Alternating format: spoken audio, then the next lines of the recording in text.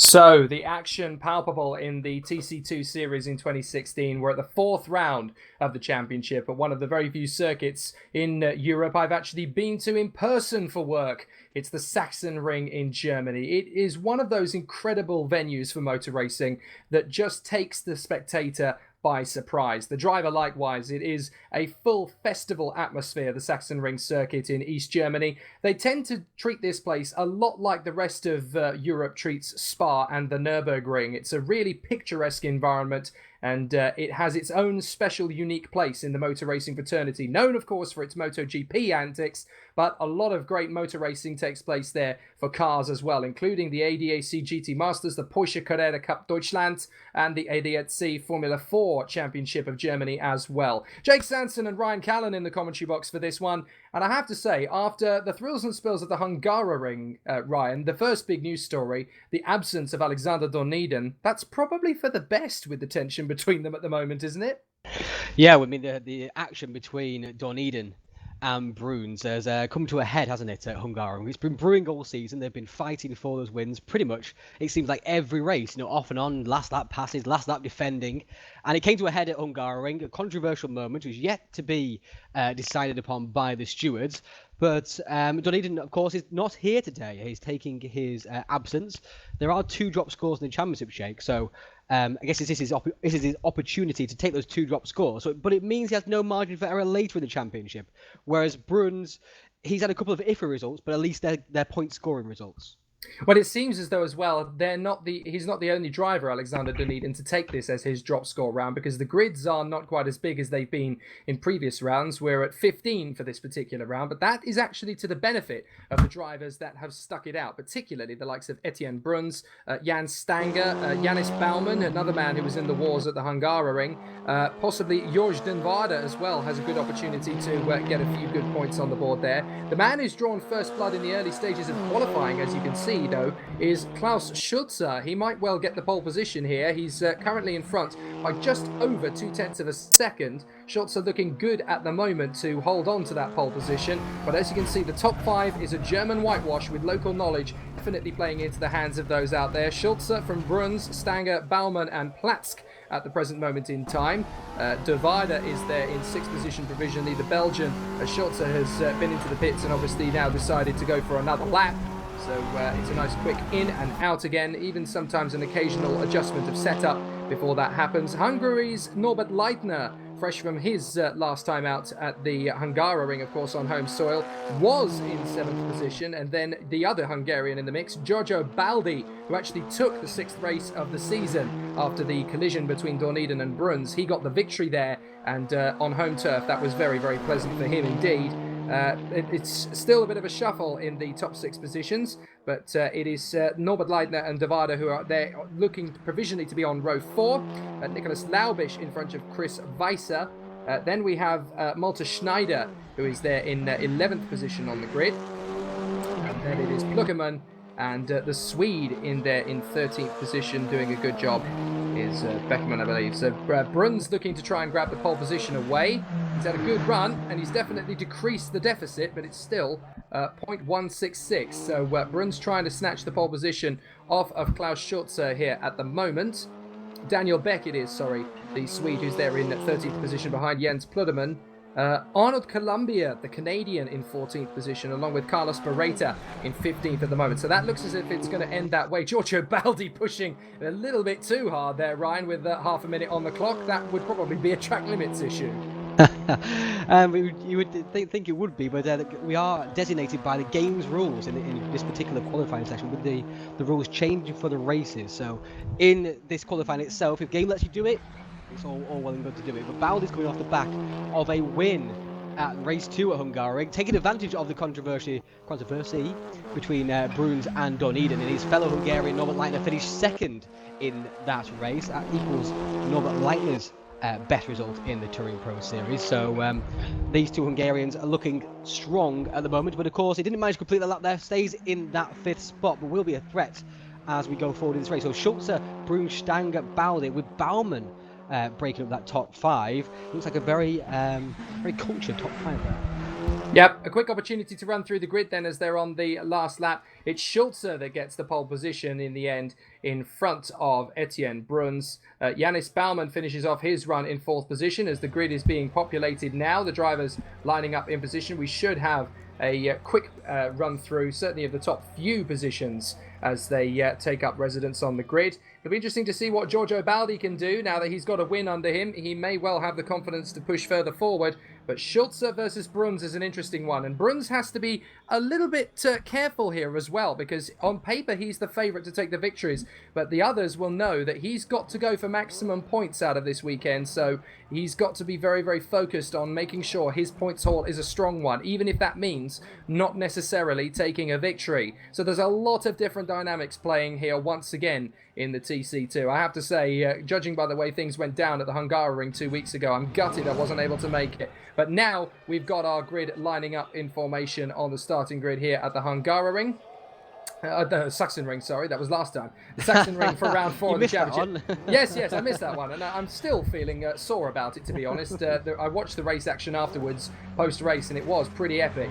So Schulze from Bruns, Stanger and Baumann, and away we go. Etienne Bruns gets a good getaway, slots neatly in behind Klaus Schulze. He's got to be careful about when he makes the ultimate move to overtake, though. But round the outside, Stanger's going to try and come up into 2nd position. He holds the line round the outside, and he's going to be there in 3rd position as they go through the 1st left-hander. Baldi is there in 4th position in front of Baumann. Leitner has come up in the 6th position, contact in the back, and there goes Baldi. Giorgio Baldi has dropped to the back of the field. Absolute disaster there for the Hungarian. It looks as though he just caught it up in the scrap with Yannis Baumann, and unfortunately Baldi is the one who gets tipped around into a spin. Big damage, and that is one of the major players in this championship, the first to fall. Oh, we always thought it would happen at that opening set of corners. You switch back so many times in those few set of corners that someone's always going to get pitched off, and it's Baldi this time. He seems to be a magnet for trouble. Absolutely. It's a real devastating sight to see him off in the kitty litter. There's Robert Platz in 6th position now behind the other Hungarian, in Norbert Leitner. He's got to fly the flag for the Magyar supporters now. 7th position is Vita. He's there in 7th place in front of Laubich. Then it's Mata Schneider and George de Weider in 10th position in front of Beck, Rudderman, Pareto, Columbia, and the fallen Giorgio Baldi having to fight his way through. We're on board with Platz. That is Leitner in front of us as we go into the final turn. The left-hander, he's going a bit deep, but he gets a good switch back. If he just holds his line to the inside, he should still be able to hold on to 6th position up the straight. But he will have Chris Weiser right on his tail. We're looking back to Blansky. In fact, Weiser is in trouble from Laubich. Laubich is going to get there around the outside and shut the door neatly. So Laubich is through to 7th position. Yeah, that was really neat and tidy there, Ryan. Very, very skillful move off the corner. Very nicely braked around the outside there and just braked perfectly on the line and took the optimal line rather than going down the inside and trying to squeeze the obviously unoptimized yellow car of Chris Visa. But Baldi there, it's nice to see him carry on. He's obviously fighting on, trying to get as many points as he can, because of course he is still technically in the championship hunt. But at the front of the field, Schulze here, he has a real opportunity to take his debut Touring Pro Series win. after some good performances, some podium performances in TC2 and some strong top 10 performances in TC1. Yeah, we always like to see the breakthrough victory of a young driver who's still developing his craft in the Audi Sport TT Cup and in Touring Pro Series as a whole.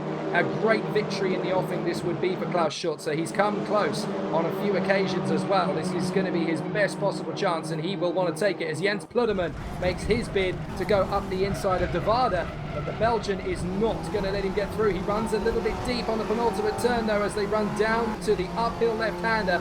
Braking is critical at this point. He's actually going to try and get the switchback here on De Varde. No, he's just not been able to get close enough into the braking zone. And now Pluderman is vulnerable to Beck and Moreto. Giorgio Baldi, by the way, has already moved up into 14th position, having got past Arnold Columbia, the Canadian. I think he spun somewhere on the lap as well, so he's down in order. But Pluderman is about to lose the place round the outside. Beck is going to get there. The Swede holds it round the outside. Daniel Beck takes the place. What a move.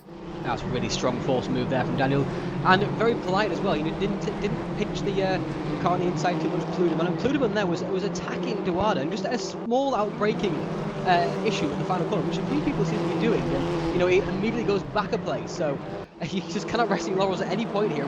If you're attacking, you're going to make sure you attack properly, not half-heartedly, as Pluderman seems to be doing that. No, indeed. Carlos Barreto looking for his own opportunity to get through as well. They're in 13th position. The back end sliding a little bit. Plenty of curb on the exit. Pluderman dives very deeply into the first of that combination left-handers. It's a very tricky part of the course, this. If you miss your turn in, even by a fraction of a second, and it's going to compromise your next 4 corners as we ride on board again with Nicolas Laubisch. That is Chris Weitzer in behind us there. And the 43 is close. Oh, Laubisch runs a little bit deep. This could be an opportunity for Weitzer to get up the inside. And surely he's going to have the drag into the braking zone. But is he going to brake too deep? He holds that inside line. He has gone a little bit deep. And Laubisch may get the opportunity to come back down the straight. He has drawn up alongside. Is he going to pick off that perfect move? We ride on board with Malte Schneider. He is going to beat into the braking zone. If he can get that door shut, then it's a perfect switchback for Laubisch. Yes, he's got that done. Oh, he's overshot. And here comes Weitzer back to the inside line. Hold it round the outside, Niklas. He has managed to keep in position. Very nicely done there. That was so close to throwing it all away. Yeah, he's just a bit too aggressive there on the brakes of Laubisch. Laubisch had the move done, you know, halfway down the straight. He didn't even need to brake quite that late, and almost threw it away by running wide and almost into the grass. But he braked too late. He went that wide. You saw that. But he had such a gap on Wiese, and the Wiese could still do nothing about it. So Laubisch there, a little bit hot-headed, but just about got away with it. Nice pass. So we now have Schulze in the lead, Bruns in second, Stanger third from Baumann. Leitner is there in 5th position. Then it is Platsk, and we're looking at the 6th position man, Robert Platzke. It's an all-German top 6, bar the Hungarian Norbert Leitner. Then in 7th place it is Nicolas Laubisch, Chris Weitzer in 8th place. Malte Schneider is 9th, then it is George De Weide in 10th position. Beck is 11th from Pluderman, Moreto, Giorgio Baldi, and unfortunately we have now lost Arnold Columbia. He's out of the race, unfortunately. Not sure what happened to him, but Columbia is the first of the retirements in these 2 races. So a shame for the Canadian. Speaking of Schulze, he's absolutely destroying the field at the moment. Where's his pace been all season? Bruns and Dorneden have been the class of the field so far this season. In every single race, 3 rounds, 6 races, it's been Bruns or Dorneden fighting for the win. And the only reason somebody else has won this so far this season is because they clashed in the final lap at Hungaroring, giving the win to Baumann in 2nd place and Leitner, of course. But Schulze here today is absolutely destroying the field. He's loving this technical circuit. Yeah, what is it, that old saying? Good things come to those who wait. And Klaus Schulze on a 1:24.677, controlling the pace. Even Etienne Bruns, can I just point that out? Even Etienne Bruns, who was 2 seconds ahead of him. He really is. That's absolutely incredible when we've got 13.5 on the clock. Now, from Bruns' point of view, he still needs to be quite conservative with the tyres and the brakes, because if Schulze is going gung-ho very early, then Bruns may be lulling him into a false sense of security here, as we saw at the Nürburgring, the very first round of the championship. Bruns had a great advantage, and Alexander Dorneden was able to get it off him towards the end of the race. So there is a genuine possibility that that could happen again. But Schulze out in front, Bruns in 2nd place. The gap has indeed opened up to 1.7 now. But this little tussle for position is going to get quite racy at this point. Weitzer is in 7th position. Laubisch is trying to hold on from Malte Schneider, but George De Weide, the Belgian, in 10th position, just in pursuit as well. Yeah, he's right enjoyed on a good board. run, isn't he? He's not had any good results so far this season, George, and been involved in a few contretemps, a few issues here and there, especially at Nürburgring. But Davada enjoying a good race today. He's plenty of push to passes so far already, though, and looking to make a move on Moldy Schneider. And Laubisch is not letting Vita get away, is he? Vita has retaken that position for Laubisch, but it seems that battle will rage on. And this is the battle. These four is the battle that we want to watch for the race at the moment. It's the hottest battle right now. It certainly is. Schneider getting a fistful of door from Divider there as he tries to turn in through the right-hand hairpin, the first corner. And, well, Schneider didn't quite do the full Rosberg in not turning in, did he? But he certainly left his car on the inside line with no doubt as to where he was going to be turning in. Georges Divider had to back out of that one to avoid major contact. And the Belgian now sits in 10th position with only 6 push to passes remaining. He's in a vulnerable position come the end of this race if he's using that much up early. By comparison, Nicolas Laubisch there, 8th position, has twice that many with 11 minutes and 43 still on the clock. So that just shows you the level of difference between the two drivers in terms of they're in the same battle, running about the same sort of lap speed as well. They're both in the 126s. But interestingly, the man who seems to feel like he's got little to do at the moment is Nicolas Laubisch. He's held himself nicely in position, but he's got plenty in reserve, ready for later on. Meanwhile, Schulze has pulled out a 2.5 second gap on Etienne. Unbelievable. Certainly Absolutely looks unbelievable. Yeah, he's really been able to find the pace here, and maybe this is just his Sebastian Vettel moment. We were a bit surprised in the world of Formula 1 when he suddenly grabbed his first victory as Platz makes his move on Norbert Leitner into the first corner. He gets the move done into 5th position. Occasionally in Formula 1 and in other sports as well, when a driver has been able to get himself into the lead, he just has the sweet rhythm and he dominates. Well, maybe this is Klaus Schulze's breakthrough moment. I mean, just on a qualifying run right now, the other drivers out there are completely irrelevant to him right now. Yeah, he's doing very well considering we've got 10 and 40 on the clock. Norbert Leitner in 6th position, running with Platz, although Platzke has actually managed to get past Leitner and start to edge away. You can see Leitner bouncing over the curbs. He is doing a great job, is Platzke, but you can see that Leitner bouncing over the curbs there. He's got it slightly wrong in the first part of the apex, the left-hander, down the hill through the right-hander now, and Platzke has got Janis Baumann in his sights. This will be an interesting one for Janis Baumann to see if he can defend from Robert Platzke, who's obviously had a good few runs in the first couple of races this year. Platzke seems to have been the man on the receiving end of a lot of the bad luck as well. There's been a couple of times when he's been spat out to the sidelines and had to make do with his lot, but now he's a genuine contender for the podium here with Schulze, Bruns and Stanger not too far up the road. Platzke is actually now the man on the move in this race. Well, it looks like Platz has really got the bit between his teeth, hasn't he? He's got Baumann ahead of him right now. He's just gradually worn down Leitner. The mistakes are coming from the drivers ahead of him, so he's looking at that right now. It's giving him massive encouragement. He's looking at Baumann thinking, yeah, you know, if I get a little bit closer, I've got this position.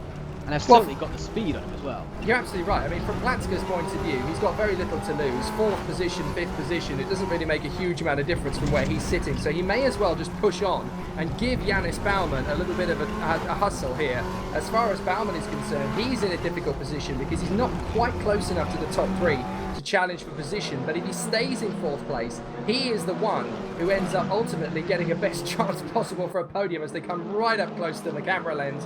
Baumann and Platzke are battling it away here for 4th position. And let's not forget that these two are teammates on this particular grid, so it's going to be interesting to see if there's going to be any team orders. Somebody give Toto Wolff a call pronto, because they might need some advice as they both fly off the circuit there to go through that flat-out right-hander. It's only if you gain an advantage when track limit come into account, and I don't think either of them did. In fact, to prove the point, Norbert Leitner is catching both of them at this stage. They're holding each other up here by battling, and this is actually counterproductive if they want to go for the podium. Yeah, Baumann's burning those push to passes now as well.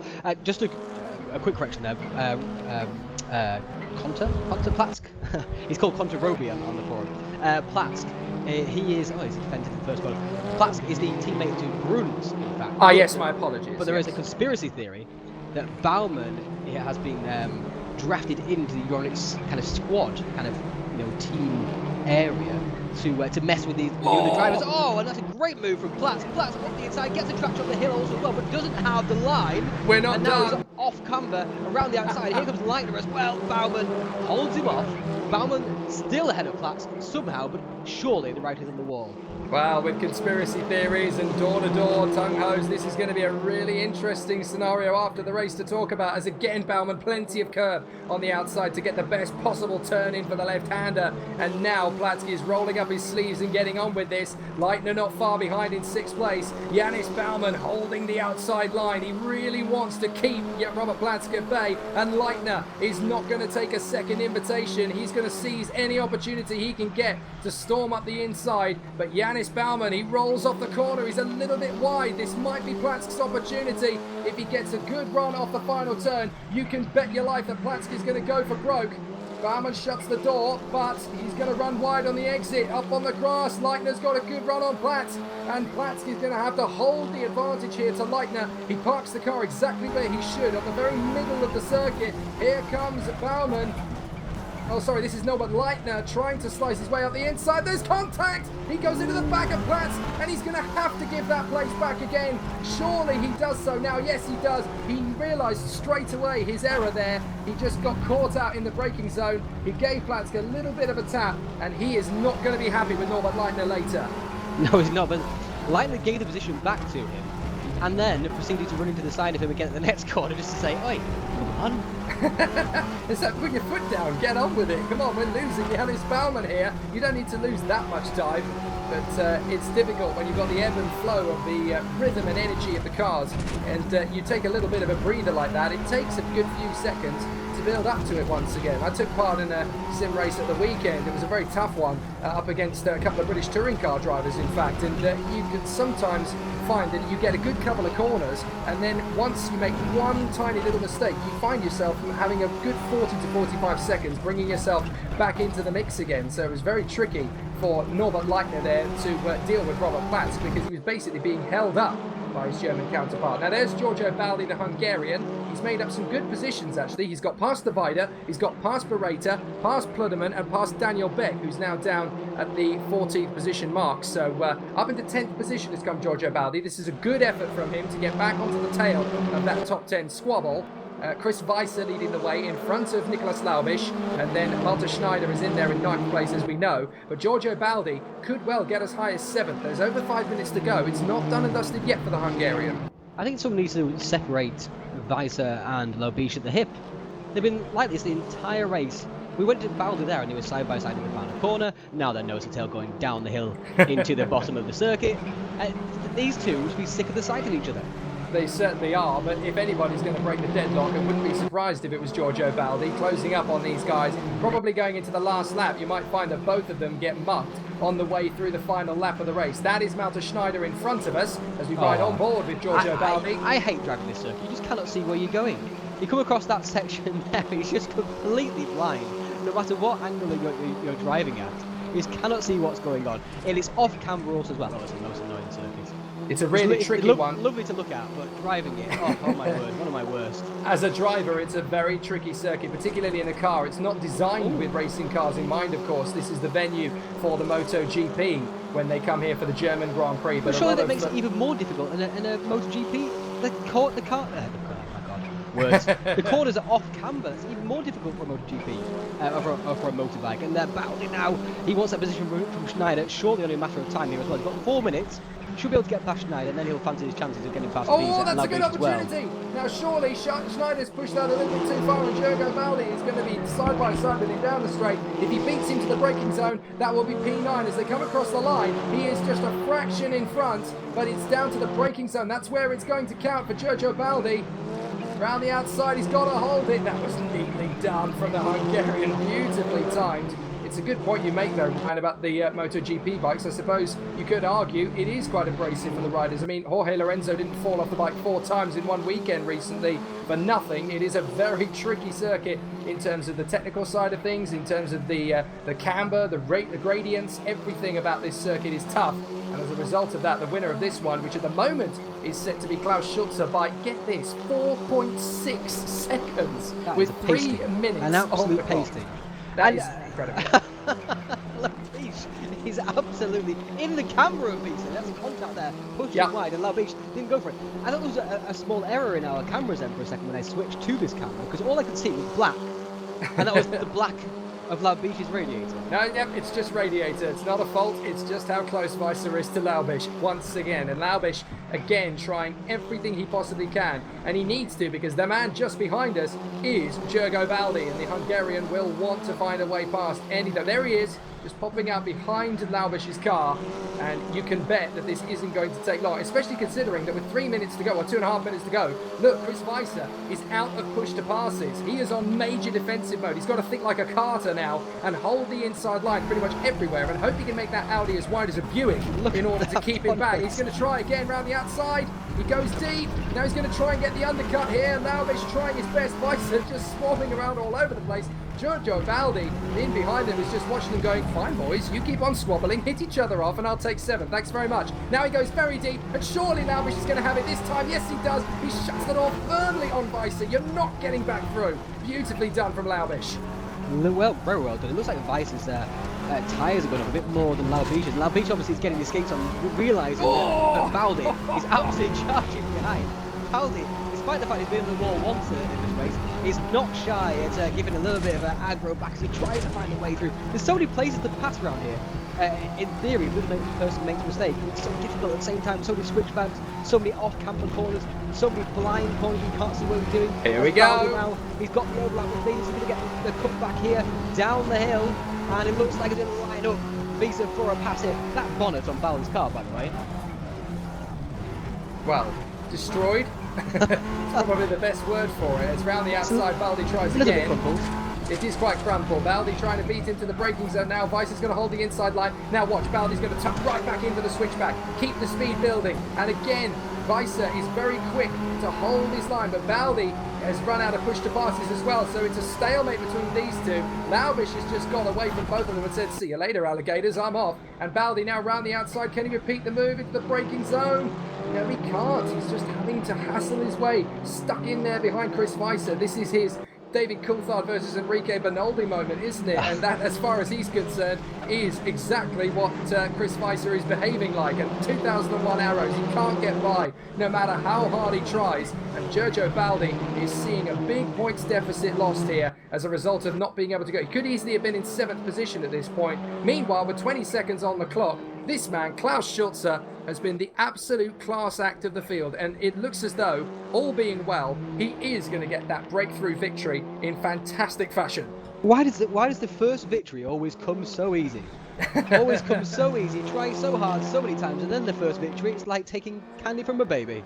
Well, it is the last lap now, of course, as we know, and as far as Klaus Schulze is concerned, he's going to have a victory on the board here. Fantastic result. Oh no, he's done it. My apologies, because the time ran out just before the line. Just before the line it ran out, so he didn't have to do an extra lap. Klaus Schulze celebrates as he takes his first victory. Meanwhile, Giorgio Baldi back down into 9th position again as he battles it out once more with Weiser.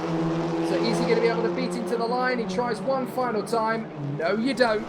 Weiser just hung on in front of Baldi. Not much the Hungarian could do about it, and he'll be bitterly disappointed. But Klaus Schulze takes his first win by 4.4 seconds over Etienne Bruns. A crushing victory. Jan Stanger in 3rd position ahead of Robert Platz in 4th position from Janis Baumann and Norbert Leitner. Nicholas Laubish comes home in 7th position in front of Chris Weiser, Giorgio Baldi, Malte Schneider, Barreto, Divider, Ludemann and Beck.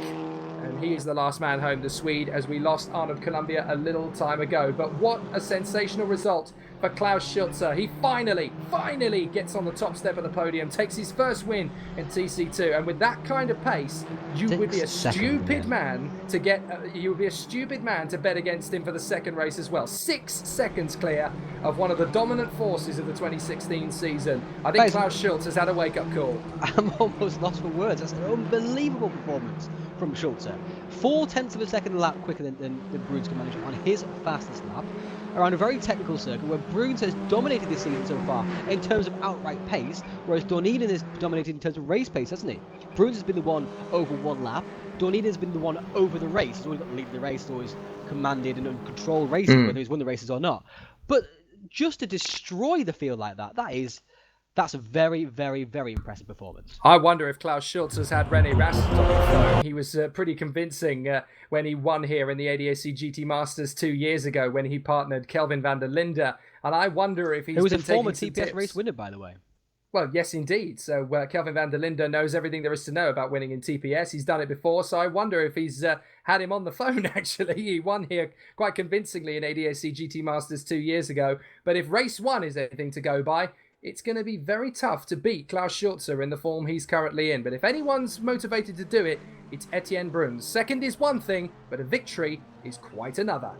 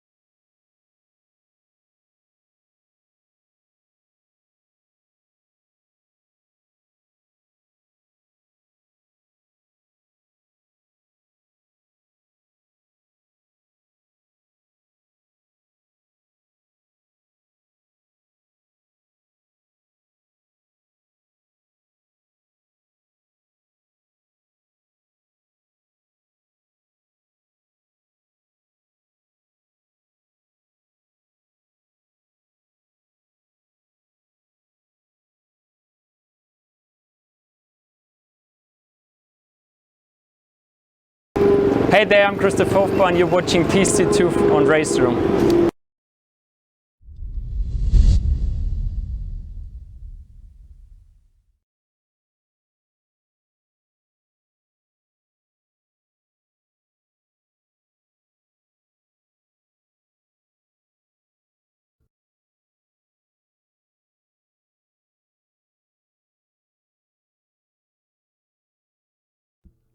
Well, there's your series calendar then, looking through. You've got the Nürburgring that we started the season at Zandvoort. We moved on to for the second round, the Hungaroring. Here we are at the Sachsenring, and then there's 3 rounds to go after this one. In August, we've got Spielberg and the Norrisring, and then we'll finish the season at the Hockenheim circuit on the 7th of September. It's a really interesting scenario that we find ourselves with here at the Sachsenring. It's been Alexander Dorniden and Etienne Bruns all the way so far this year. They've won pretty much everything bar the second race at the Hungaroring when they collided, handing the victory over to the home hero Giorgio Baldi. But here at the Sachsenring, we thought that with Dorniden away, that Etienne Bruns would come out to play. Well, he's done well, but not as well as Klaus Schulze. Schulze has come through to win his first race at a canter and set up a threatening, ominous battle going into the second race, where he may well get that kind of battle again. In fact, there is Klaus Schulze riding the crest of a wave, but he doesn't have time to celebrate yet. He's just got to get straight in there for qualifying for the second race, Ryan,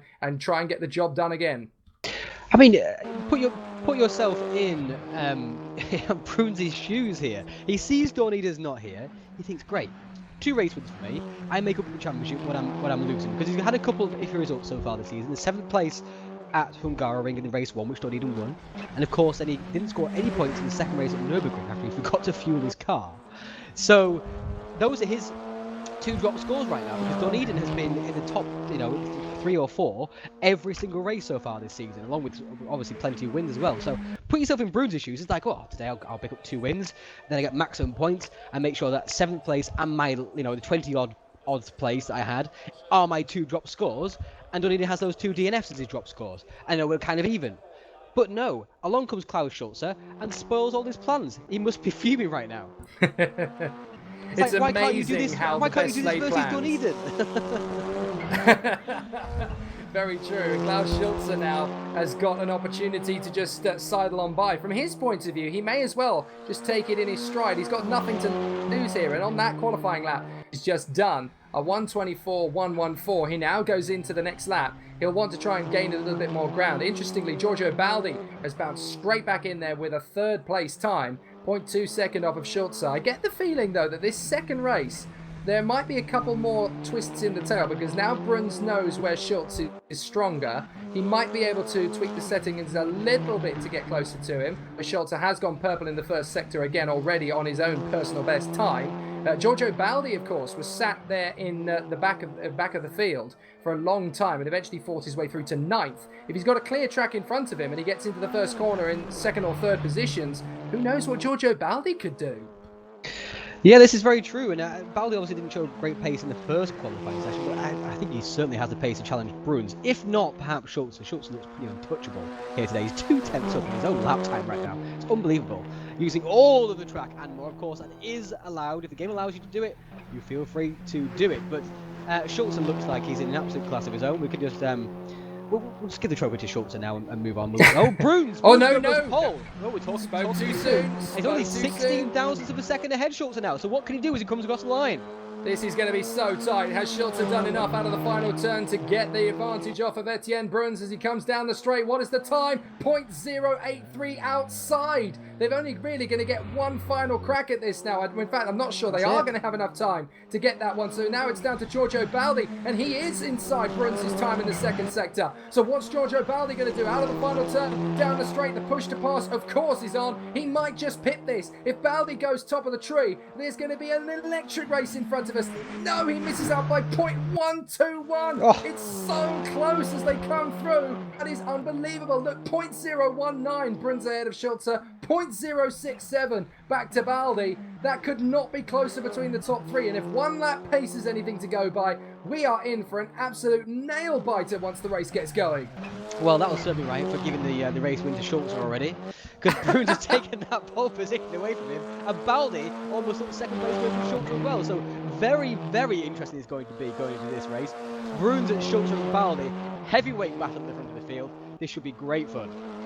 Well, this race is going to come down to one thing, Arnold. and how Arnold Columbia obviously deciding to end his qualifying session in rather lugubrious fashion. Norbert Leitner, lugubrious, I'm liking that. Yeah, half a second off of pole position on his final run. but it wasn't quite enough to get the lap time finished off, unfortunately, so he just missed the cut on improving. I'm interested to see, though, how this is going to play out on the run to the first corner here, because now this comes down to one thing and one thing alone. The race is going to be decided, in my opinion, between these three, based upon the start. Whoever gets the best possible getaway now from the line is really going to reap the benefits. All three of them are very close in terms of their one lap pace, but all three of them have what it takes to win the race. Etienne Bruns, twice a winner so far in the first 7 races this year.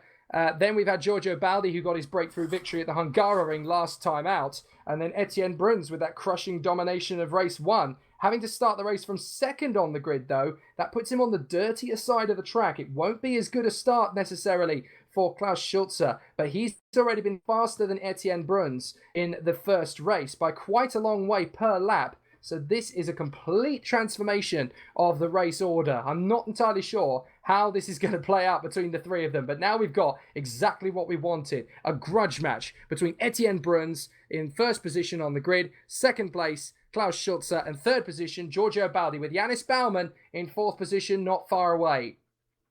So the cars getting themselves ready on the starting grid. They're now in position and in formation. We're almost ready for the start of the race. The lights are on and they're going to go out now. Green lights, and Jan Stanger in fifth position can see all of this play out in front of us. Klaus Schulze tucks in behind Bruns initially. Now he might be able to beat him round the outside. And it looks like Giorgio Baldi's going for broke. So too Yannis Baumann round the outside. Jan Stanger inserts himself on the inside and Baumann goes through round the outside to third. Amazing start from Yannis Baumann. That is superb stuff from Baumann and Stanger now. He's tracking these guys, and remember Stanger's pedigree. He's won plenty of races elsewhere. There is lightning against Baldi again! Baldi again! I don't believe it! Stanger's going into one as well! Stanger and Baldi both go together 2 races, and exactly the same result for Giorgio Baldi. He drops back into 10th position. That guy will be spitting fumes at this point. I can't believe this has happened to him 2 races on the bounce. Giorgio Baldi with a chance to go for victory. He's just, I genuinely don't know what words to find for how he must be feeling. He gets himself back in the 9th position. It's not going to be as harsh a punishment as last time, as Divider loses it badly, and it looks like he could get robbed down the straight by Barreto. But Giorgio Baldi now stuck behind Malte Schneider. Jan Stanger has recovered in 14th and last. This is a disaster, an absolute disaster for Giorgio Baldi. Absolutely fuming because of that. I saw when Baumann went past Baldi. That's a very aggressive move at the start of the race. But it seemed like it was fair, but very aggressive. And I'm just not surprised. I'm not surprised this has happened. Baumann has been in trouble for his conduct at Hungaroring, and at first glance there, without having to obviously to accuse people, it looked like Baumann was a bit too aggressive as Baldi tried to take the place back. Well, I'm not so sure. It was an interesting one for third position. Baldi and Baumann were definitely side by side as they went through, but because Baldi was able to get back on the inside of Yannis Baumann, Baumann had to back off to avoid contact, and Jan Stanger took up the initiative to move onto the inside at this corner, and it just looked as if the three of them just got a little bit too clustered together as a result of that. Baumann got a little bit, Stanger gave a little bit of a nudge to Baldi. Baldi's car became unsettled, went into Baumann. Bauman's car got unsettled and then went straight into the side of Giorgio Baldi, and that's how it all played out. I'm not so sure we can rush to the defence of Giorgio Baldi and to the offence of the man who's involved in that one, Yannis Baumann, too soon. I would be interested to see a replay of how that unfolded a little bit later on, perhaps. I'll have to watch it back when the race is done. Come on, Jake, you're going to stick your neck out. Stick your neck out.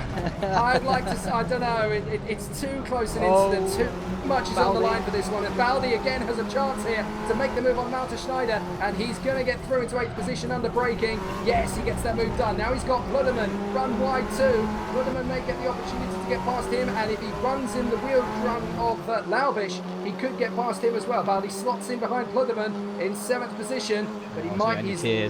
Yeah, well, he's looking at Nicholas Laubisch. Pluderman's trying to dive down the inside, and all of a sudden, from nowhere, up the inside comes Malte Schneider. He overshoots, and I think Giorgio Baldi's going to get it back. Malte Schneider's in the wall. Well, there we go. I said it ended tears, and there is Malte Schneider hitting the wall. It's absolute chaos in front of them as well, as all 3 of those drivers, that's Leitner, that was Baldi and Now he's Norman Leitner now in the wall. What is it with the Hungarians today? What is the Magyar for? Come on, are you having a laugh? Because those two drivers are getting absolutely manhandled around the circuit. An absolute disaster for both of the Hungarians in this one. Giorgio Baldi down to 8th, Leitner down to 13th now behind I don't Arnold even know how that Columbia. happened. Where did Leitner even come from? Well, I think Leitner was in the He mix. was ahead of those guys, wasn't he? Did he have his own incident and they caught up to him? I'm not even sure. Yeah, potentially. I think we had... Very strange. Well, we had Stanger in the mix there with Barreto, and Leitner was in amongst them. They just came a little bit too close together. It's Barreto and Stanger who managed to get away with that one, and unfortunately it's Norbert Leitner who comes off worse. Giorgio Baldi, meanwhile, getting on with Jens Pluderman. Up in front is Laubisch, 5th position still Weiser, at 4th place is Platz, 3rd is Baumann, and the gap between Bruns and Schulze, by the way, folks, is just 0.3 of a second. It's game on at the front. Yeah, don't worry about the front. We are keeping an eye on that, so don't worry, not missing anything at all. There's plenty of action back in the midfield. A little bit more tension this time around, I have to say. People were racing nicely on the third race, apart from Baldi, obviously, going into the wall in the opening lap. But there must be a few little niggles that are just boiling over here in the second race, because the two damaged cars of Barreto and Stanger going hard at it. And I think a couple of drivers are getting a little bit frustrated. The fact they find themselves further down the field through no fault of their own, and they're faster than the guys ahead of them, but not quite fast enough to make a clean pass. They have to work it. And just frustrating you guys, like how fast these guys just get out of the way, and it's just not happening. Of course, it doesn't happen. Of course, the driver ahead of you shouldn't get out of the way, but as a driver behind, you just feel so hard done back. Great defensive work from Carlos Barreto, but indeed, as you say, Ryan, basically the drivers at the moment between a rock and a hard place, and it's so difficult when you've got the red mist to allow the judiciary system to take the plaudits, because you always have that doubt in the back of your mind. What if they don't take my side? What if I don't get into a high enough position to actually reap the benefits from a penalty? So a lot of drivers, when the red mist comes down, have that temptation to take the law and the rule book into their own hands, and that's when things get a little bit crazy. We're on board with Klaus Schulze. The man in front is Etienne Bruns. That's how close it is for the lead at the moment. Still plenty of push to passes for Etienne Bruns and for Klaus Schulze. One more for Schulze, interestingly, so he's reserved one more than Etienne Bruns. If you I have a just feeling sit that there, Bruns used one off the final corner then. Because he pulled away quite a lot, didn't he, off the exit of the corner. It looked like Schulze didn't, got a great exit from there. So it seems like maybe Bruns used one there just to ward off Schulze, who looked very quick going into that corner. And Bruns thought, ooh, I better use it now just in case. well, is this another situation where Schulze in second position is actually quicker than the man in front of him? Has he still got that pace on Etienne Bruns? And he's basically just being held up here. Etienne Bruns, you'd never think that coming into this weekend to say, oh, Etienne Bruns is holding people up. You'd never say that in a month of Sundays if you come into this race weekend blind. But Bruns in front of Schulze, Baumann is there in third position, and if these two keep fighting, well, Yannis Baumann is actually catching up with both of them. He will not have a second guess at where he's going to finish. If he spots an opportunity to get the victory, he will take it, and he will not take prisoners. Schulze seems like he's biding his time at the moment. You know when you have that confidence of knowing you're better than the guy ahead of you, and you're just waiting for your opportunity? That's what Schulze is feeling right now. He knows it's that final corner. That's where he's so quick. It's that final corner. He's able to run into that corner so quickly. They're both on the push to pass. Surely, because Bruns obviously not pulling away, and he's on his push to pass. That final corner from Schulze, that's where he's making most of his time up. He's running into that corner, keeping up the momentum, and just destroying people on the entry and the exit because he keeps up the momentum. Well, he's just allowing Bruns, I think, to push himself too hard. If he keeps on threatening Etienne Bruns and allows the championship protagonist to second guess what Klaus Schulze is doing, then Schulze is going to be the man who reaps the benefit. It doesn't matter that he overtakes now or in 5-6 minutes time. There's still 12 minutes and 20 on the clock. From Schulze's point of view, he is in the golden position. He knows he's got a faster car, and sat behind Etienne Bruns, he knows he won't be using too much of it either. He won't be overworking the tyres. He won't be overworking the brakes too much. He's just got to sit behind Etienne Bruns, let him do all the hard work. With 3-4 minutes to go, I would not be surprised if Schulze picks that moment to pounce. He's being a bit like a kart racer here. He knows that he doesn't have to do all the hard work now. He just needs to sit on the back bumper of Bruns, pick his moment and disappear. And through the back of the circuit, they seem to be very even. But this is the section where I'm interested to see how fast Schulze goes. Look, he gains on Bruns there. And look and see if he gains at this final corner also as well. Because this is where he's gaining as well, I think. into that a bit too deep left hand. there. But it's, you know, he's made a small mistake there, but lost a very negligible amount of time. He's on the push to pass quickly because I think he realised Bruns would be. Oh, and Bruns isn't on the push to pass. Schulze might get him here. He might go down the straight and beat him to the braking zone. He is going to pull fractionally ahead. Bruns is going to have the inside line though. Schulze needs to hold the car around the outside. If he can hold it, no he doesn't. Bruns gets through. And now Etienne Bruns knows what he's capable of. I think that Etienne Bruns was not planning to use the push to pass on that occasion. Felt he had a big enough advantage over Schulze. Schulze made the mistake and counteracted it by hitting the push to pass. And I think it caught Bruns out. But it's worked out for the best because Bruns now is level with Schulze on the push to pass. So now Schulze does not have that advantage over Bruns. So Bruns, obviously he won't realise that. He may realise that if his team boss is watching the stream right now. But Bruns is the one who has the close now. He's on the push to pass again, coming across the back section, and obviously felt like he was in a bit of danger there. Let's see if Schulze also pressed in that position. He didn't. So Schulze is on 9 still, whereas 10.5 Bruns is minutes. on 8. Yeah, Well, halfway 10 minutes we are and right 15. now. Just halfway. This is And so close. this final corner is something I wanted to talk about earlier because it seemed like drivers were trying to go for like some kind of cutback because drivers would defend to the inside here. Look, you know, back in the midfield in the first race, defend to the inside, and drivers would go for some kind of cutback. But it's such a massive hill there, and the cars are so low powered that actually the normal racing line there isn't working for people. The cutback of going wide and cutting back in and shooting up the hill, obviously getting a great exit, isn't really working because you're not getting any power off the corner. Running in fast, maintaining your speed is working just as well as Schulze goes. Oh! Back. Will he make the move this time round? This is so tight. These two are now banging doors in their battle for the victory. Schulze has decided he's had enough of looking at the rear bumper of Etienne Bruns' car, and that is the gap between them as they run around the circuit. But you are absolutely right there, Ryan, to talk about the last corner in that way. It is probably the most technically demanding corner in motor racing. You can't brake from there at exactly the same point you would on any other part of the circuit, and you certainly can't do the switchback line the same way you could because the gradient actually changes mid-corner. The camber completely transforms when you're halfway up the crest. I've walked it myself, and it is a really tricky part of the course to get right because you just don't expect the camber to increase and tilt that dramatically. So it is a really tough part of the circuit to get right. But Etienne Bruns hasn't got to worry about that right now. He's got to keep one eye firmly on the road ahead and the other firmly glued to the mirrors because Bruns is having all sorts of battles from Klaus Schulze now, who tries to go for the long way round. Bruns again protects that inside line, but the more Schulze does this, the more likely Etienne Bruns is going to be to crack. All it takes is one mistake, but he can't really afford to look at the man behind him. This is so close. There's nothing in between them. They're both on the push to pass. Now he's going to pop out, Klaus Schulze. If he beats into the braking zone and outdrags the car around the outside, he's going to get the victory in the back here. He pulls momentarily in front. No, you don't. Bruns is going to hold it to the inside line. Cracking battling between these two. Schulze goes on the grass. This is amazing scrapping between these two. Oh, fantastic stuff there, and Bruns just did the naughty thing that can't be penalised by stewards, but drivers know you're doing it. He just went, oh, I understood a little bit, sorry about that, and just made sure that Schulze didn't have the overlap coming to the next little, obviously, the change of direction. So Schulze trying to go around the outside there, get the change of direction, then compromise Bruns' line into the hairpin at the bottom of that first section. And it's just not happening at the moment. But Schulze looks like Bruns is doing a fantastic job so far of defending, but how many times can he keep doing that? Surely at some point the defence is going to break, the wall, the dam is going to burst.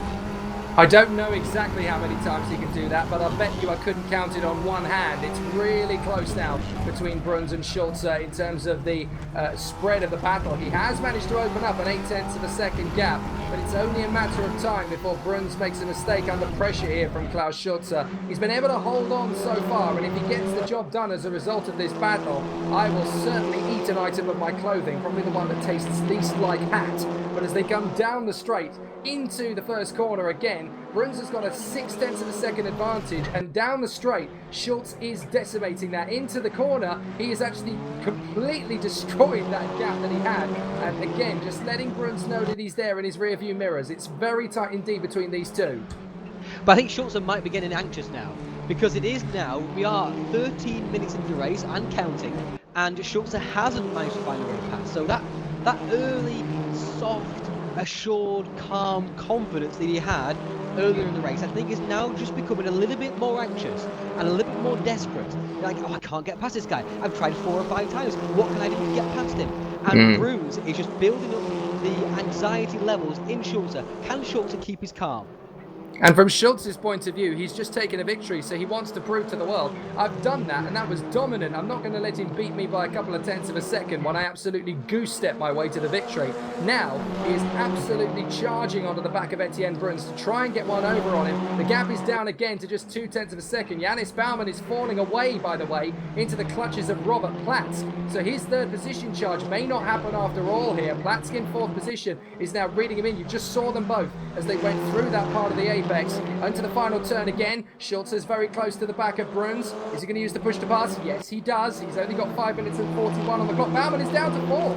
So Platz has gone through. Yeah, went wide at the final corner, and of course, Platz went straight through because he was right on the back of Baumann. It's Platz once again has got the better of Baumann halfway through the race. Oh, Schulze right on the back of Bruns. I'm fairly sure they rubbed paint as they came through the final part of the hairpin.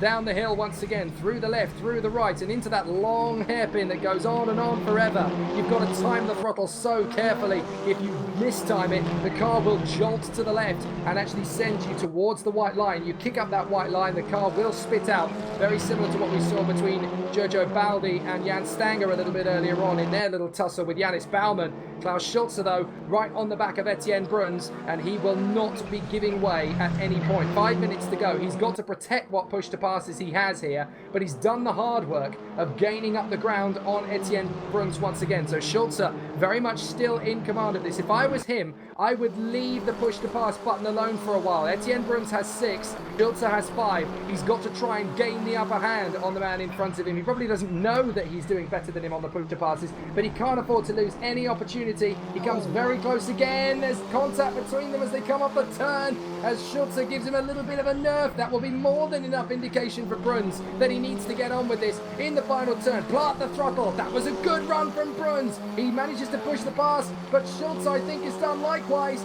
If he makes him go to the right, it's going to be the same old story. Bruns can just beat into the braking zone, roll off the throttle, and hold the inside line. This is a little bit of a silly game for Schulze to be playing here. He's not gaining anything. Bruns is wise to that maneuver. He needs to try something a little bit different. And Schulze, I think I figured out what it is that Schulze is doing. He's so good on the brakes. He's able to run the car in deeper than any other driver out here, and as a result, maintain that momentum throughout the corner as well. Looks like his trail braking is absolutely superb. We saw him a few tenths behind Bruns heading into that first corner a couple of times now, and then just eating away half the gap just under the braking. And again, it's the final 2 corners, which are both heavy braking zones. You come right down the hill, that fast left-hander, and of course, at the final corner, up the hill, he runs the car in much better than any other driver out here at the moment. And that braking power that he has is his strength right now. That's where he needs to focus his efforts.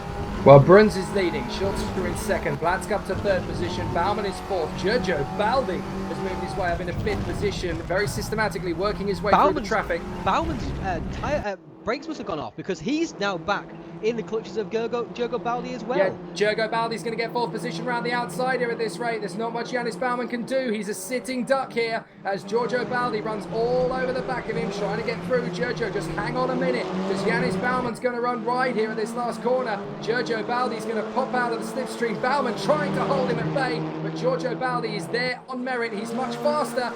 Nothing Baumann can do about it. Giorgio Baldi's going to get through and into 4th position. Great run there from the Hungarian, and he's got time. I don't know if he's got space, but he's certainly got time to move up into 3rd position if he wants to get the job done. Meanwhile, I think Yannis Baumann has actually gone off in his attempts to keep Giorgio Baldi at bay. He's run off about 3-4 seconds away from the Hungarian and is now already into the clutches of Nicolas Naubisch. I think you're right, Ryan. I think Baumann's brakes have gone.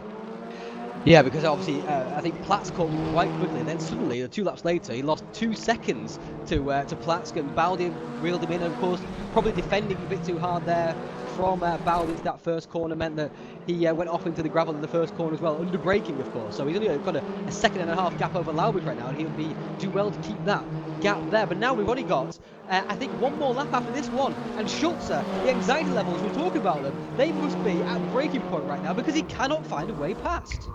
And not only can he not find a way past Bruns, but Bruns is actually opening the gap. It's up to 0.7 of a second at this point. So Bruns looks like he's been saving his very best until the end of the race. He's the one who's decided to break the chain. He might well be able to break free of Klaus Schulze. He might just have enough in the bag. They're going to come across the line to start the final lap here. Etienne Bruns is going to lead this race out if he just keeps this together. Now, we've got Bruns leading. Schulze in second position. He knows he's only got one lap to try and do something about that man in the lead. Platsk is in third. Jojo Baldi's in fourth from Janis Baumann. Nicholas Laubisch right on his tail now. Chris Wieser in seventh place in front of Jan Stanger. And Norbert Leitner having just got into ninth position in front of Jens Pluderman. Pareto, Schneider, Divider and Arnold Columbia in 14th position. We ride on board with Klaus Schulze. This is what he sees as he works his way to the back of Etienne Bruns again. Bruns wobbles mid-corner. Schulze is not going to give up yet. We're into the last lap and anything can happen from here on out. Back on board with Bruns, we look back. There is Schulze still having an opportunity. Brorts cannot afford a scruffy lap. He's got two push-to-passes though, and Schulze only has one. That could be what gets this race won for Etienne Bruns. He needs to get onto that clear stretch of road right now. Hit the push-to-pass, get away. This is what he needs to do. Bruns is working this beautifully. Schulze is on his final push-to-pass. He's going to break very late into the penultimate turn. Surely he's not going to get that done. He holds the car round the outside. He's still there. Bruns cannot afford to let this go. Schulze is right there. He's going to beat it in the braking zone again, but he's on the outside. Can he get a better run on the outside line? Bruns is going to hit the push to pass. He's got him. Done. Etienne Bruns hangs on and gets the best win of his season by far. Levels the score to Alexander Dorniden. What an absolutely magnificent drive from Etienne Bruns. That win will mean more to him than any race he's won so far in his TPS career. What a drive. That is a very important win in the context of the championship. That could be the difference between Bruns winning this championship and not doing. In the absence of his big championship rival Alexander Dorniden, to hold the Schulze off like that after being absolutely pasted in race one is a superb performance. A performance of mammoth proportions, Jake. Yeah, absolutely fantastic. Etienne Bruns, I was impressed with him before this race, but that one has definitely taught me a lot about what that guy can do. As Arnold Columbia runs off the circuit, trying to finish the race, the Canadian unfortunately has pushed it too hard, but his brakes too have also gone. So it's Bruns who wins it from Schulze in second position. Robert Platsk, great performance from him to go third. Giorgio Baldi, it's a shame because I'd rather like to hear what he's got to say about it, but I would not be surprised if he's not in the mood to talk after having two chances of a victory thrown away. Fifth position for Janis Baumann, sixth for Nicholas Laubisch in front of Chris Wieser, Jan Stanger, the ninth position man Norbert Leitner in front of the Brazilian Carlos Pareto, with Pluderman, Schneider, Divider and Columbia, and the Swedish driver Daniel Beck failing to start the second race. We're not sure why, but Etienne Bruns beating Karl Schulze in the most incredible scenario possible. Klaus Schulze, the fastest lap of the race, a 1:24.7 compared to Bruns on a 1:24.9. Somehow, Audi TT looked more like a bus around the circuit. He managed to keep him at bay throughout the entire onslaught. Klaus Schulze did everything he could to beat Etienne Bruns, but it wasn't happening. Absolutely incredible. I'm really looking forward to speaking to the guys after this one, Ryan. That was such a close fight. I really was, and something to say about Etienne Bruns. There was some, doubts about, his mental level, whether, he's quick, but has he got the mental fortitude? Because he obviously did the fuel mistake at Nürburgring, had the collision with Alexander Dorniden as well. 7th spot in the first race at Hungaroring after getting involved in things. And I think that has answered quite a few questions that we had about Bruns here today. Being able to hold off Schulze the entire race, who had at least 10 attempts at passing, 10 good attempts at passing him on this circuit, on a track where he was so much quicker. That just goes to show that Bruns isn't just about lap times, isn't just about apexes, he's about grit also. Absolutely fantastic. We're going to talk to the main protagonists from those two TC2 races here at the Sachsenring in just a couple of minutes' time. But what an absolutely sensational day at the racetrack. Bruns taking a crucial victory to bring him closer to Alex Dorniden, but Klaus Schulze proving he is finally ready to step up and be world class.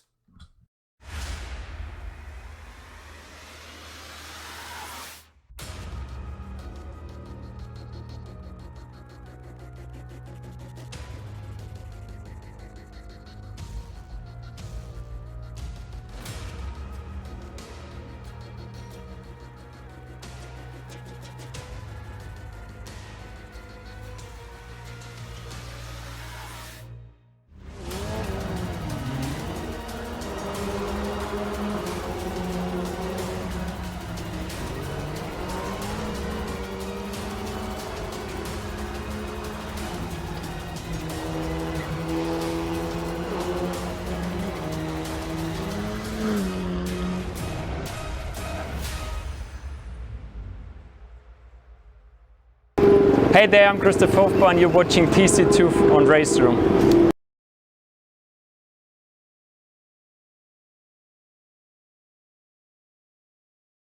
Wow, just wow. I'm running short of breath even thinking about those two races here at the Sachsenring. It's been absolutely fantastic throughout. We need to talk to the drivers that really made the hair stand on end on the back of my neck throughout that entire race. We've got 3 of the drivers in the room with us, as well as, we've got 4 of the drivers in with us. We've got the 2 race winners, as well as Jan Stanger and Robert Platz. We'll start first of all with Etienne Bruns after his absolutely incredible charge to the second race victory. Etienne, just amazing. I mean, that is a race that has proved the doubters wrong about what you can do on a racetrack under pressure.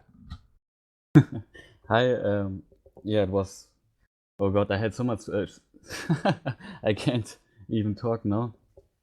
I had so much pressure from Schulze. In the first race, I had absolutely no chance against him. But second race, I could finish first in qualifying. Yeah, and then the only target was to hold my position. In the last corner of the last race lap, we had a little contact, but I think it was okay. All in all, it was 2 very, very good races. So that second race in particular, that qualifying lap that put you on pole position by a couple of hundredths of a second, how important do you think that was in not only the way the race played out, but heading to the next round? Now you've got a genuine chance to crack Dawn Eden. Yeah, it was very important because I think if Schulze took pole again, I had absolutely no chance against him. But in this way, I could win the race, and for the championship, it was very important, I think. So the championship obviously moves on to the next round now. What is going to be your main focus in preparation for round 5? Train, and more train. Lots of laps on the Red Bull ring. Oh, yes. Well, fantastic, Etienne. Congratulations. Enjoy the moment. Thank you. Really, really fantastic battle. Ryan Callan, I think you found Klaus Schulze. Yeah, Klaus, obviously winning that first race, Klaus, and it is your breakthrough Touring Pro Series win after some great performances so far this season, and in TC1 also as well. But where on earth did that pace come from? So far this season, we've seen Bruns and Dawn Eden dominating the races, and then suddenly you just destroy the field by 6 seconds in the end. Where did that come from? Well, I don't know. It just happened. I had good trainings on the Sachsenring, and the qualifying lap was almost perfect, and the race was nearly the best race I ever drove. Nearly. Nearly. Wow. Obviously, there's not much to say about that first race, apart from what a stupendous performance that was. The second race, of course, is what was the most exciting one, and that battle with Bruns. Talk us through it from your point of view. Yeah, it was a good, hard fight all over the race, but in the last corner, the contact, I think it was too much because it pushes me to the grass, and I had no chance to go on the straight. So I could have won on the straight, but so I had no chance, and the contact pushes me in the grass, and I think that was too hard. Oh, okay. So controversy. Of course, 2 different drivers, 2 different opinions there, Jake. Absolutely. Klaus, of course, now you've won that race, and we go forward to Spielberg, we go to Norris, we go to Hockenheim.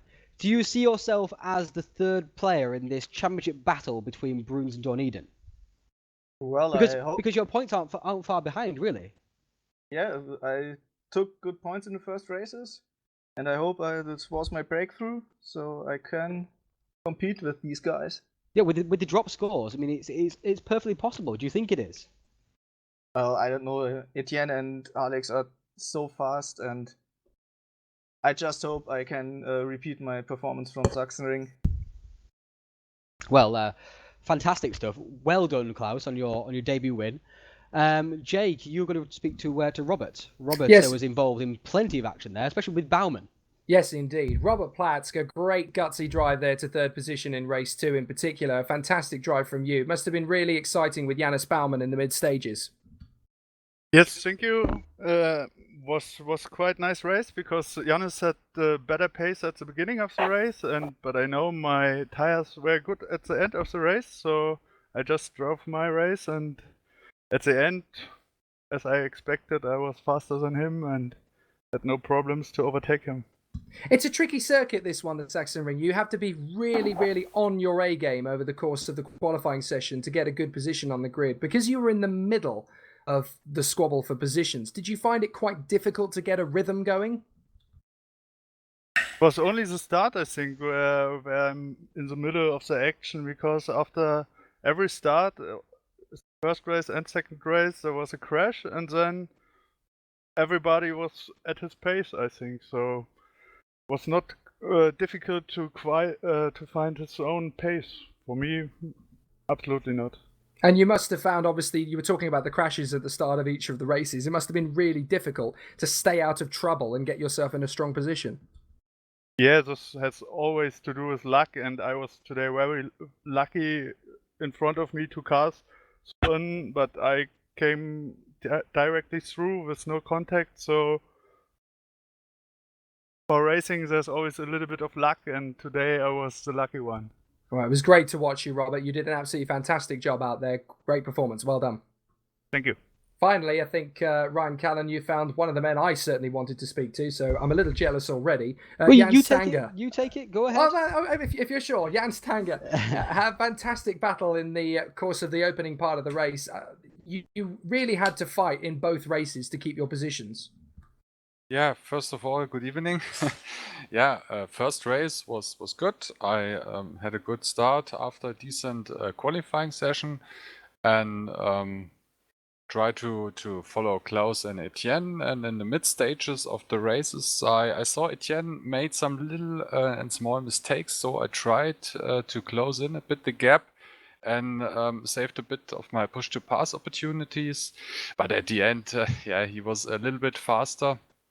Maybe a bit faster is better said, but at the end he managed the gap, and I tried everything again in the last laps, but it was impossible to close the gap. But I was pretty happy to save the 3rd place and the first podium of the season in the first round. Fantastic. Now level with me. At the beginning of race 2, it got very hectic. Now that, from what I could see, I don't know if Ryan agrees with me over this. From what I saw, watching the battle between Giorgio Baldi and Yannis Baumann in front of you, now it looked to me as though Baldi got a move on the inside and twitched mid-corner, and that rolled him into Baumann. You ended up having nowhere to go, and it got a bit messy. How did you see it, Jan? What can you tell us about that incident?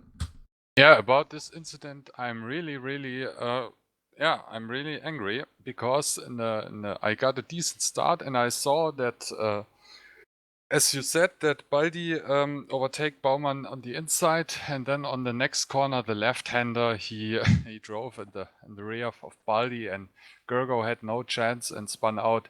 It was completely ridiculous, in my opinion, because... Oh, so you say that it was Yannis Baumann's fault? Yeah, exactly, definitely. Baumann did things... completely ridiculous. I found no words. Okay, and obviously after that, I guess from your point of view, your race was just damage limitation, trying to get as many points as you could. Exactly. Then I was found me back in last position after that incident, and yeah, I could gain a few positions back. I think it was to 8th place, and in the last laps, that was the positive thing of the race. I had an exciting battle against Chris Wieser, what was absolutely fantastic and making so much fun. But at the end, Chris saved the 7th position, and yeah, he really deserved it. Okay, well, thanks for talking to us, Jan. Unfortunate for race 2, but great to see you on the podium in race 1, and good luck with the Red Bull Ring. Yeah, thanks. Wow, absolutely incredible to hear from the drivers then who made the headlines in those 2 races, Ryan. Interesting as well to hear that perhaps you did read it right. Maybe I was being a little bit too generous on Yannis Baumann. Perhaps there is more to it than meets the eye. You're too nice. I'm trying to sit on the fence and trying to see things from as many positions as possible. But no, maybe, Ryan, you have a point.